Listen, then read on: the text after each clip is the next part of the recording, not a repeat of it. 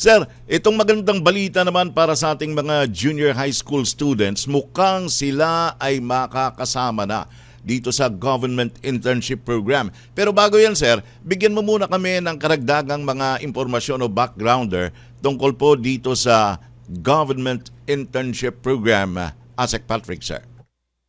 Yes, Sir Alan. Ang Government Internship Program po ay isa sa ating mga pangunahing youth employability program po ng Department of Labor, kung saan binibigyan po natin ng pagkakataon ang mga kabataan po edad 18 hanggang 30 taon na magkaroon po ng pagkakataong makilahok, magkaroon ng trabaho po sa gawain at mga proyekto ng pamahalaan. Sa pamamagitan po nito, no, na ipapakita nila yung kanilang talento, yung kanilang kakayahan, no, sa public service, at nabibigyan din natin sila ng pagkakataong malaman, magkaroon ng kaalaman kung paano ang trabaho sa gobyerno. Ang layunin po ng programa ay makahikayat po ng mga kabataang magkaroon ng kasanayan sa career sa public service. Ayun. So ibig sabihin, sila ay pansamantalang maiempleyo sa pamahalaan, at matututunan nila yung ilang mga pamamaraan ng pag-ooperate, let's say, of a particular government agency. That is actually additional learning on their part. Pero sa kasabay niyan, meron ding kaukulang compensation para sa kanila, ASEC Patrick, sir. Yes, Sir Alan, tama po kayo. Nagkakaroon sila ng work experience sa pamamagitan po ng internship na ito, at ito po ay mayroong karampatang financial assistance po, no? Ang amount po nito ay yung prevailing minimum wage sa kanilang mga regions po. Mm-hmm.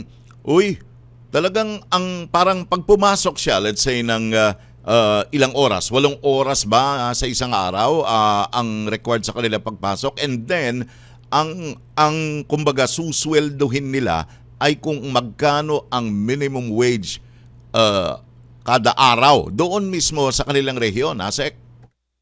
Yes, sir, tama po kayo. Parang katulad lang po sa isang regular po na trabaho, no, na papasok ng 8 oras sa isang araw at kikita po ng minimum wage sa kanilang rehiyon.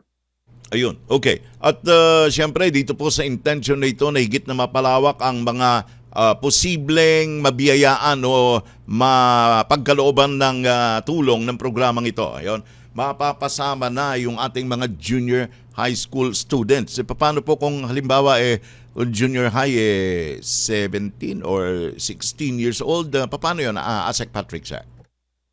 Yes, Sir Alan, maraming salamat po sa katanungan na yan. No? Nais po nating klaruhin na yung intention po natin na isama po at bilangin ang mga junior high school students ay isa po sa ating mga strategiya para po mapalawak yung access ng ating mga kabataan, lalong-lalo na yung may pangangailangan po sa work experience, no? Mm-hmm. Pero inuulit po natin na yung qualifications po natin ay dapat pa rin pong 18 to 30 years old. Alam po natin na may mga kababayan tayo na mga maaring na-delay sa kanilang pag-aaral at hanggang junior high school lang po ang tinapos nila. Kaya po binibigyan natin sila ng pagkakataon na magkaroon po ng work experience para po matulungan silang mas mapataas ang kanilang employability. Ayun. At siyempre, kung halimbawang sila ay successfully matanggap dito sa partikular na programang ito ng ating pamahalaan, ito po ba ay gaano katagal? Siyempre, kung gusto nating mas marami ang mabinipisyuhan, after a certain period of time, bibigyan naman ng chance yung iba na sila naman yung mapasa ilalim o ma-include dito sa programang ito, ASEC Patrick, sir.